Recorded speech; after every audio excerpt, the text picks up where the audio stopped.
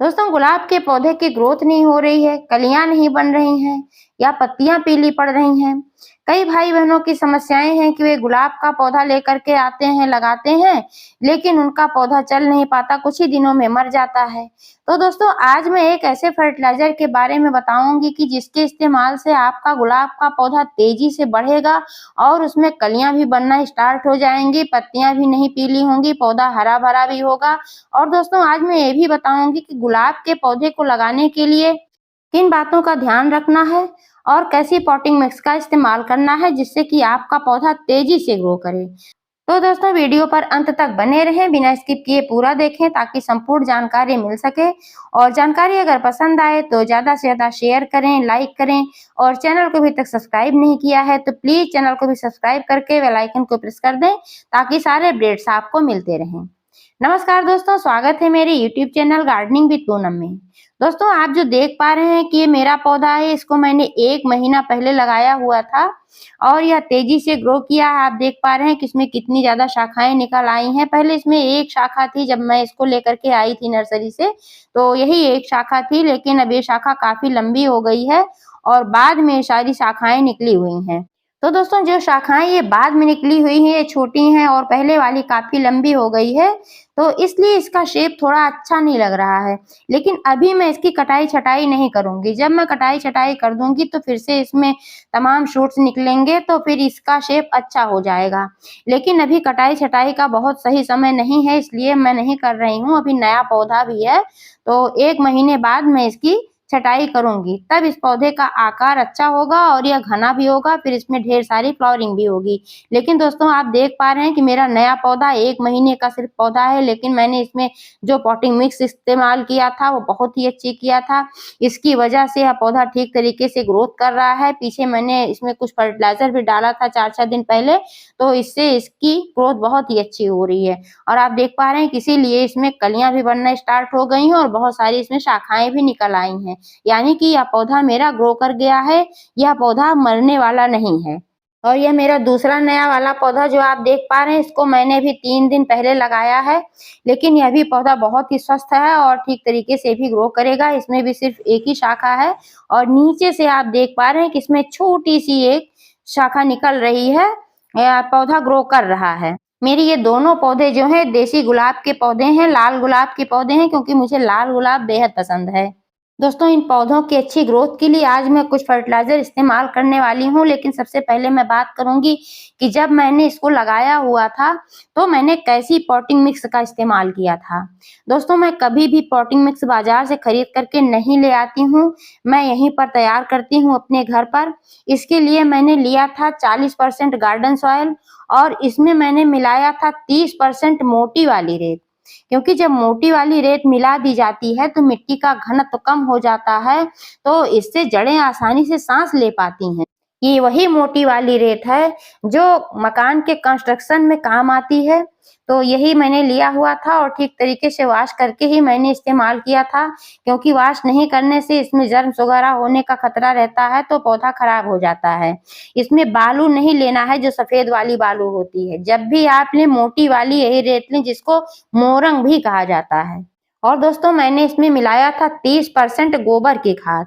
गोबर की खाद मिला देने से मिट्टी पोषण युक्त हो जाती है, जिससे हमारा पौधा ठीक तरीके से ग्रो करता है।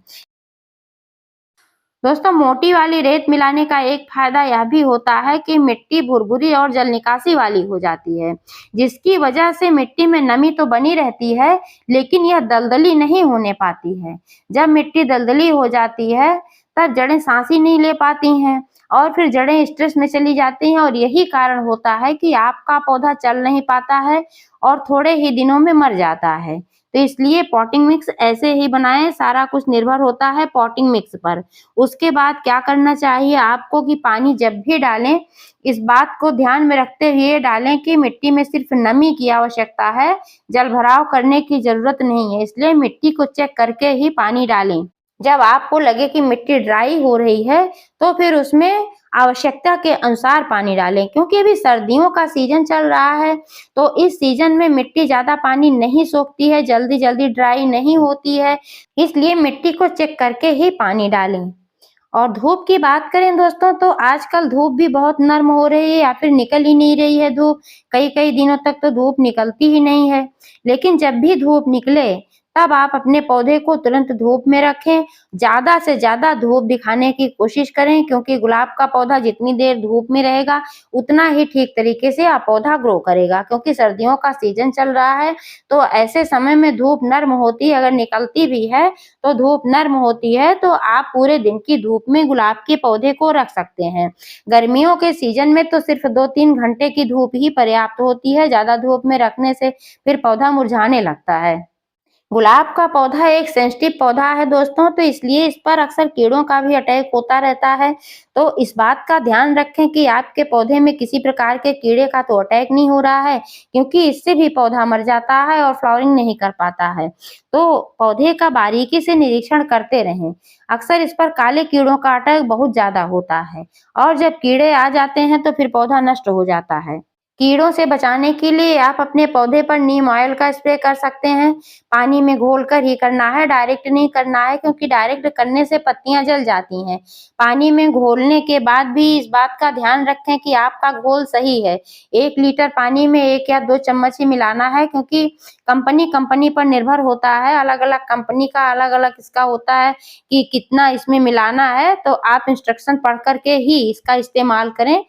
लेकिन दोस्तों इंस्ट्रक्शन पढ़ने के बावजूद आप एक पत्ती पर डालकर पहले चेक कर लें, तभी इस्तेमाल करें। क्योंकि जब एक पत्ती पर डालकर आप 1 घंटे के लिए छोड़ देते हैं, तो अगर आपका घोल सही रहता है, तो फिर इसमें किसी प्रकार की प्रॉब्लम नहीं आती है। लेकिन अगर ऑयल की मात्रा ज़्यादा रहती है, तब पत्तियाँ या तो मुरझाने लगती हैं या फिर पीली पड़ने लगती हैं, 1 ही घंटे में पता चल जाता है। तो अगर ऐसा हो रहा है, तो फिर उसमें और पानी मिलाने की आवश्यकता होती है। अगर कुछ ऐसा नहीं होता है तो आप जान लीजिए कि आपका जो घोल बना है परफेक्ट है और आप अपने पौधे पर छिड़क सकते हैं। गुलाब के पौधे पर फिटकरी का भी इस्तेमाल कर सकते हैं दोस्तों, आज मैं करने वाली हूँ क्योंकि फिटकरी के इस्तेमाल से पौधे को पोषण भी मिल जाता है और फिटकरी जो होती है एंटी फंगल, एंटी बैक्टीरियल भी होती है, तो इसके इस्तेमाल से पौधे पर कीड़े-मकोड़े भी नहीं आ पाते हैं। फिटकरी जो होता है पोटेशियम का बहुत ही अच्छा स्रोत होता है, इसके अलावा भी बहुत सारे पोषक तत्व पाए जाते हैं और ये मिट्टी की अम्लीयता को भी बना करके रखता है। गुलाब के पौधे को थोड़ी अम्लीय मिट्टी पसंद होती है, तो इसलिए फिटकरी गुलाब के पौधे के लिए बहुत ही फायदेमंद होता है। लेकिन दोस्तों अगर ये फायदेमंद होता है तो यह समझकर आप इसका इस्तेमाल अधिक मात्रा में ना करें। किसी भी चीज़ की अधिकता हानिकारक होती है क्योंकि यह पोटेशियम का बहुत ही अच्छा स्रोत होता है और पोटेशियम अगर अधिक मात्रा में पौधे में हो जाता है, तो फिर मैग्नीशियम काम करना बंद कर देता है। इस कंडीशन में हमारा पौधा पीला पड़ने लगता है, खराब होने लगता है। तो इसलिए फिटकरी का इस्तेमाल भी मात्रा देखकर ही करें, जिस तरीके से आपका गमला जितना छोटा-बड़ा है, उस हिसाब से ही आप इस्तेमाल करें। अगर आपका गमला 12 इंच का है, तो सिर्फ 4-5 ग्राम फिटकरी का ही इस्तेमाल करें। फिटकरी का इस्तेमाल दोस्तों आप 2 तरीकों से कर सकते हैं। एक तो है 1 टुकड़ा लेकर के डायरेक्ट आप मिट्टी में दबा दें। जब भी वाटरिंग करेंगे तो धीरे-धीरे घुलकर यह पौधे में लगेगा। और दूसरा तरीका यह है कि आप 1 गिलास पानी ले लें और उसमें 1 टुकड़ा फिटकरी का डालकर रात भर के लिए छोड़ दें। यह घुलनशील होती है, पानी में बहुत ही आसानी से आधे 1 घंटे में घुल जाता है। तो अगले दिन इसका इस्तेमाल करना है आपको। जब यह घुल जाता है तो आप इसको मिट्टी में भी डाल सकते हैं। मिट्टी की गुड़ाई करके 1 दिन के लिए छोड़ दीजिए। जब मिट्टी ड्राई हो तभी आप इसका इस्तेमाल करें और आप इसको स्प्रे बोतल में भर करके पौधे पर भी स्प्रे कर सकते हैं। जब पौधे पर स्प्रे करते हैं तो पत्तियों के माध्यम से भी फर्टिलाइजर पौधा ले लेता है। और दूसरी चीज़ यह है कि पत्तियों पर स्प्रे करने से इसमें कीड़े-मकोड़े नहीं आते हैं क्योंकि ये बहुत ही अच्छा कीटनाशक का भी काम करता है। लेकिन दोस्तों आपको एक ही तरीके से इस्तेमाल करना है। ऐसा नहीं करना है कि आपने मिट्टी में भी दबा दिया और लिक्विड भी डाल दिया। ऐसा करेंगे तो मात्रा अधिक हो जाएगी और पौधा खराब हो जाएगा। लेकिन दोस्तों फिटकरी का इस्तेमाल करने से पहले मैं आज कुछ और फर्टिलाइजर्स का इस्तेमाल करूंगी। तो आप जो है देख पा रहे हैं सरसों से बना हुआ फर्टिलाइजर है। सरसों के दानों में बहुत सारे पोषक तत्व पाए जाते हैं। इसमें नाइट्रोजन और मैग्नीशियम बहुत ही अच्छी मात्रा में पाया जाता है। साथ-साथ पोटेशियम, फास्फोरस, जिंक, सल्फर वगैरह भी पाए जाते हैं।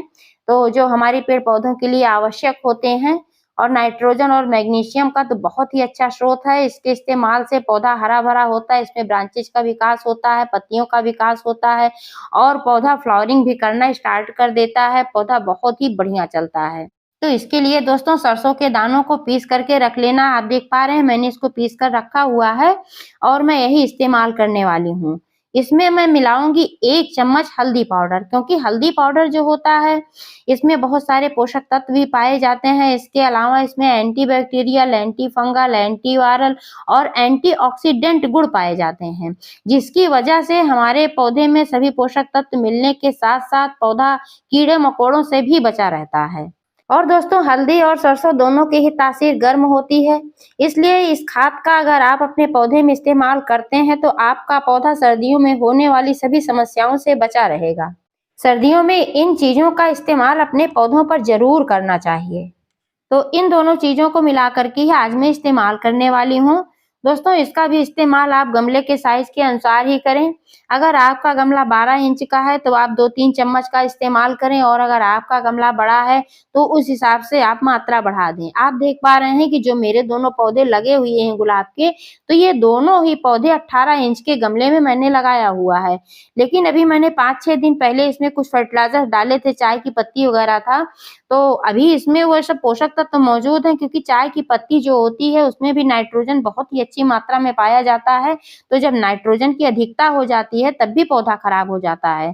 तो इसलिए आज मैं इसमें कम मात्रा में सरसों का इस्तेमाल करने वाली हूँ।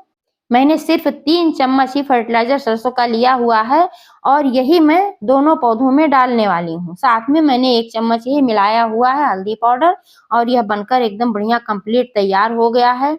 और मिट्टी को इसी तरीके से आपको लूज़ करना है और फिर इसको मिट्टी में ऐसे ही मिला देना है। आप चाहें तो ऊपर से मिट्टी को थोड़ा हटा करके बाहर निकाल लें, उसके बाद फिर ये फर्टिलाइज़र डालेंगे तो जड़ों तक जाएगा, ज़्यादा फायदेमंद होगा। बहुत जड़ों तक नहीं जाना है, बस ऊपर से 1-2 इंच मिट्टी हटाना है, फिर इस फर्टिलाइज़र को डाल करके ऊपर से वही मिट्टी फिल कर देना है। लेकिन दोस्तों आज मैं मिट्टी नहीं हटा रही हूँ, क्योंकि मिट्टी में थोड़ी नमी है। हालाँकि मैंने पानी इसमें कल डाला था, आज नहीं डाला था, लेकिन आजकल नमी ज़्यादा देर तक रहती है, मिट्टी ड्राई नहीं होती है, क्योंकि मौसम कुछ अलग है, धूप-वूप कम हो रही है, तो इसीलिए या थोड़ा नम है, तो मैं मिट्टी निकाल नहीं रही हूँ, मैं ऐसे ही इसमें इसको मिला दे रही हूँ। फिर भी यह काम करेगा बहुत ही अच्छा। क्योंकि मिट्टी में नमी है तो मैं इसमें वाटरिंग नहीं करूँगी दोस्तों, लेकिन अगर आपके गमले की मिट्टी ड्राई है और आप उसमें इस्तेमाल कर रहे हैं तो इसका इस्तेमाल करने के बाद इसमें थोड़ा-सा पानी अवश्य डालें। और ज़्यादा करके कोशिश यही करें कि जब भी आप कोई फर्टिलाइज़र डालें तो मिट्टी ड्राई होनी चाहिए। अब आप देख पा रहे हैं कि मैंने इसमें डाल दिया है और अब मैं करूँगी फिटकरी का इस्तेमाल। आप जो यह पानी देख रहे हैं इसमें मैंने फिटकरी डाल करके कल ही रख दिया था और इसमें घुल गया है और यही पानी मैं इस्तेमाल करने वाली हूँ। इसको मैं ऐसे ही स्प्रे बोतल में भर लेती हूँ और फिर स्प्रे बोतल में भरने के बाद पत्तियों पर ही मैं स्प्रे करने वाली हूँ। चूँकि मिट्टी में पहले से नमी है तो यह फर्टिलाइज़र मैं इसलिए मिट्टी में नहीं डाल रही हूँ। लिक्विड फर्टिलाइज़र तो बिल्कुल भी नमी वाली मिट्टी में नहीं डालना चाहिए। ऊपर से मैं जब ऐसे ही स्प्रे कर रही हूँ तो फिर इसमें कुछ ना कुछ तो जा ही रहा है। तो इससे मिट्टी और नम हो जा रही है, तो बहुत ज़्यादा इसमें डालने की ज़रूरत नहीं है। तो इसी तरीके से आप भी अपने पौधे पर फिटकरी और इन सब चीज़ों का इस्तेमाल करेंगे तो आपका भी पौधा ठीक तरीके से ग्रो करेगा, फ्लावरिंग करेगा। और ऐसी ही पॉटिंग मिक्स जैसे कि मैंने बताया है, अगर ऐसी पॉटिंग मिक्स बना करके आप पौधा लगाएँगे और ऐसे ही धूप वगैरह में रखेंगे, पानी का ध्यान रखेंगे तो गुलाब का पौधा कभी नहीं मरेगा और तेज़ी से ग्रोथ करेगा, फ्लावरिंग करेगा। तो दोस्तों जानकारी कैसी लगी कमेंट करके अवश्य बताइएगा और पूरा वीडियो देखने के लिए बहुत-बहुत धन्यवाद।